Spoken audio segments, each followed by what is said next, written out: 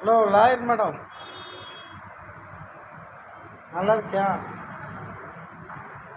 சாப்பிட்டியா? நான் தாண்டி யூ அஸ்பர் துரை. எனக்கு 2 பேர், இன்னொரு பேர் இருக்குது ராமச்சந்திரன். எந்த பேர்லாம் உன்னை கூப்பிட்றீன்னு சொன்னேன். பெங்களூருக்கு நான் வர்றப்ப இன்னும் நீ கூப்பிட்ற. சரியா? நான் வந்து இப்போ எத்தனை மாதம் ஆச்சு, எத்தனை மாதம் உனக்கோசரம் நான் வெயிட் பண்ணிருக்கேன். இன்னும் நீ கூப்பிட்ற மாதிரி தெரியல. உனக்கு டைமு பௌர்ணமி வரைக்கும் நீ என்ன வேணாலும் பண்ணலாம். நீ கூப்பிடலாலும் பரவாயில்ல. பௌர்ணமி வரைக்கும் நீ என்ன ஆடுறியோ ஆடு. ஆணவத்தில் ஆடுறியா, அக்ரமில் ஆடுறியா தெரியாது. நான் ஆடன்னா வச்சுக்க, நான் அப்பா ருத்ரா தாண்ட ஆடுவேன் நான். சரியா? வேணான்னு சொல்லி வெளியே போகிறேன். வேணும்னு சொல்லி இருந்துச்சுன்னா ரொம்ப நேரம் ஆகும். உன் அட்ரஸ் மட்டும் சொன்னியா ஒரு பிரச்சனை இல்லை. அப்படி நான் சொல்லலை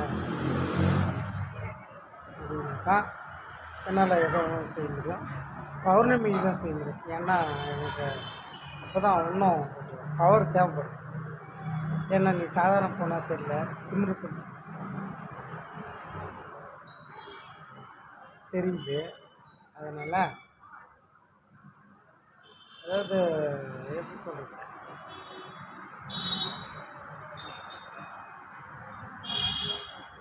எனக்கு நீ கால் பண்ணுறிய, நான் உன்கிட்ட நிறைய பேச வேண்டியது. நீ எவ்வளோ பிஹேவ் பண்ணுறியோ எனக்கு ப்ரெஷ்ஷாக ஏறணும் ஆரம்பிக்கவே சொன்னேன்.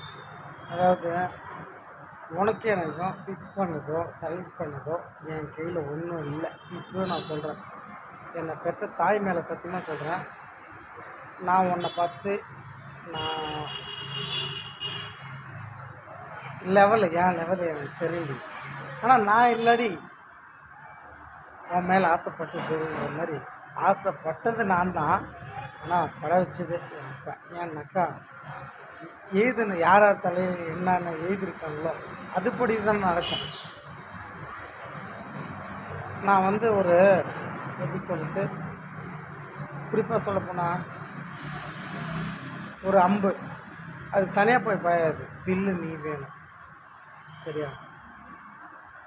நம்ம 2 பேர் சேர்ந்து தான் புயல் பூகம்பம் பூலோகம் நல்லது கெட்டது எல்லாத்துக்கும்